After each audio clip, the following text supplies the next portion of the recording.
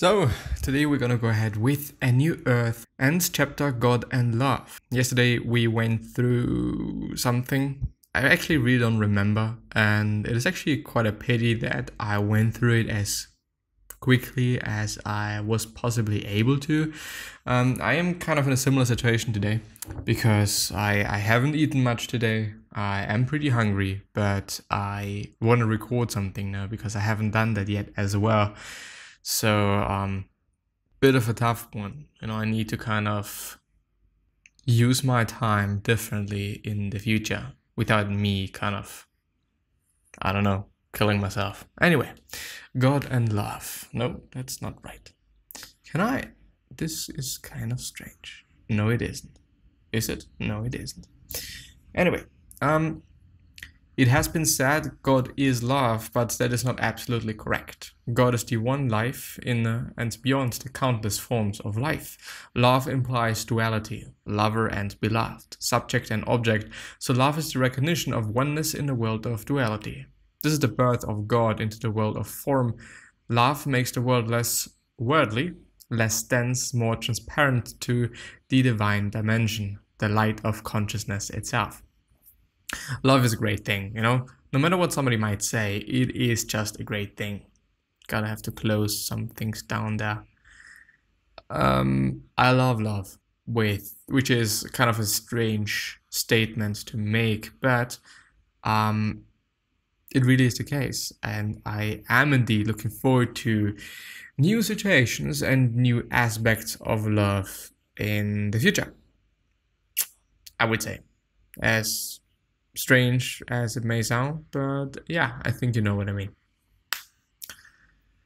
Jesus speaks of the innermost I am, the essence of identity of every man and woman, every life form. In fact, he speaks of the life that you are. Some Christian mystics have called it the Christ within. Buddhists call it your Buddha nature. For Hindus, it is Atman, the indwelling God. When you are in touch with that dimension within yourself, and being in touch with it is your natural state, not some miraculous achievement. All your actions and relationships will reflect the oneness with all life that you sense deep within. This is love. Although in a space has no form, it is intensely alive. That empty, quote-unquote, space is life in its fullness, the unmanifested source out of which all manifestation flows. The traditional word for that source is God. I want to know the mind of God, Einstein said, or actually Einstein, since it's German. The rest are details. What is the mind of God? Consciousness. What does it mean to know the mind of God? To be aware. What are the details? Your outer purpose and whatever happens outwardly.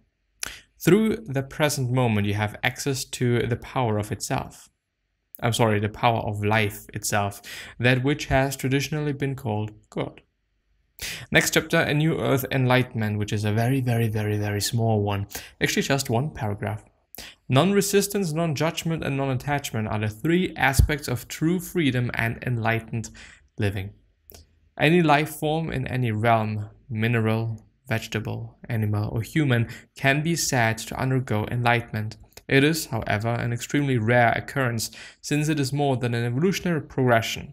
It also implies a discontinuity in its development, a leap to an entirely different level of being, and most important, a lessening of materiality. Something that's, a bit of a thought of mine, something that I quite believe in. I really do, I thought about hate, but it is not hate, I would say.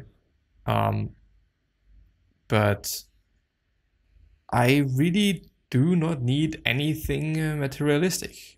I really don't. I do have those things that I want to have, and I just do want to have.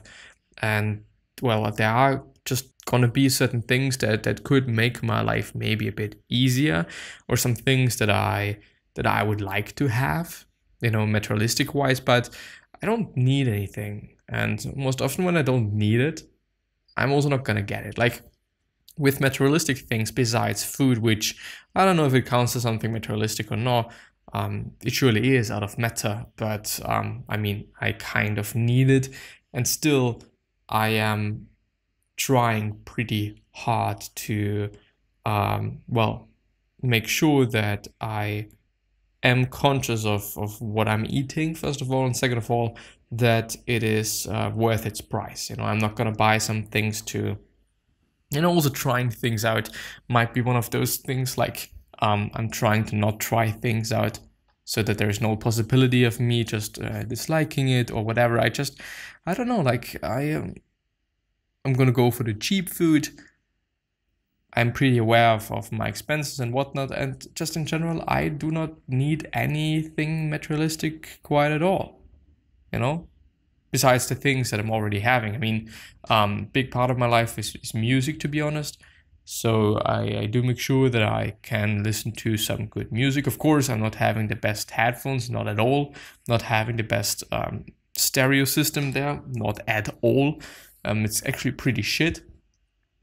But I am fine with it. Like, I do have a feeling, and this might be a little bit cliche, but one really can make sure, one can make the things one has enough by thinking it is enough.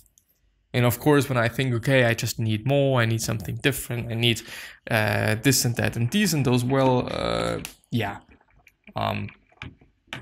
I then also actually need something, because I'm making myself believe it. Anyway, the whole point is materialistic stuff.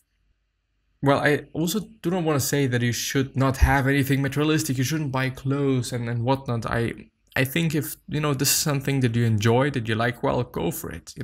Be aware of your expenses, be aware of what you can actually buy and what you shouldn't be buying, so that you also can save money, invest money and whatnot, yada, yada, yada.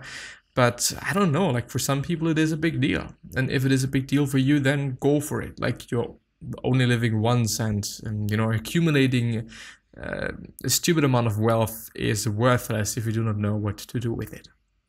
And I certainly don't know what to do with it, by the way.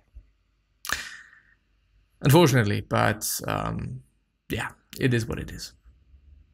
A new earth, non-attachment, and there's actually not even a sub-paragraph there, just one introduction thing that we always have for every certain chapter here. When you are detached, you gain a higher vantage point from which to view the events in your life instead of being trapped inside them. You become like an astronaut who sees a planet Earth surrounded by the vastness of space and realizes a paradoxical truth: the Earth is precious and at the same time insignificant. The recognition that this too will pass brings detachment, and with detachment, another dimension comes into your life: inner space.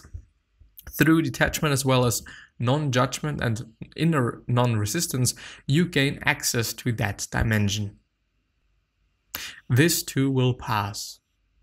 This is actually very out of context, but I would say it is just, as it is meant. Whatever happens to you, it will pass. When it is something good, it will pass. When it is something bad, it passes. And just gonna take some time, quite essentially, and that is it, but let me see. Non-resistance is the key to the greatest power in the universe. Through it, consciousness, spirit is freed from its imprisonment in form. Yes. What is dreadful is your reaction, your inner resistance to it, and the emotion that is created by that resistance. In Shakespeare's words, there is nothing either good or bad, but thinking makes it so. Whatever is or happens is the form that the now takes. As long as you resist it internally, form, that is to say, the world is an impenetrable barrier that separates you from who you are beyond form, separates you from the formless one life that you are. When you bring an inner yes to the form that now takes that very form, becomes a doorway into the formless. The separation between the world and God dissolves. He allows the form of the moment, good or bad, to be as it is, and so does not become a participant in human drama. To him, there is only this moment, and this moment is as it is. Events are not personalized. He is nobody's victim. He is so completely at one with what happens that what happens has no power over him anymore. Only if you resist what happens are you at the mercy of what happens, and the world will determine your happiness and unhappiness. Only if you resist what happens are you at the mercy of what happens. Events are not personalized. There's only this moment, and this moment is as it is. I think, well, it's actually pretty interesting. There is something in Stoicism called amor fati, which is love faith or love your faith translated. And it just means whatever happens, love it. But do not even wish it to be different. Love it. Do not even like it. Love it. Which is a very, very, very strong feeling, by the way, at least my point of view. But it is interesting, taking things as they are, living with them as they are, and not even wishing for them to be different. Like, this is some insanely great shit. Not gonna lie. This is quite amazing. And the last one is going to be peace. How to be at peace now? By making peace with the present moment. The present moment is the field on which the game of life happens. It cannot happen anywhere else. But once you have made peace with the present moment, see what happens, what you can do or choose to do, or rather what life does through you. There are 3 words that convey the secret of the art of living, the secret of all success and happiness. One with life. Being one with life is being one with now. You then realize you don't live your life, but life lives you. Life is the dancer, and you are the dance. Being at peace and being who you are, that is being yourself, are one. Peace, after all, is the end of the ego. If peace is really what you want, then you will choose peace. And with that being said, I'm going to end the episode. Bye-bye, and see you soon.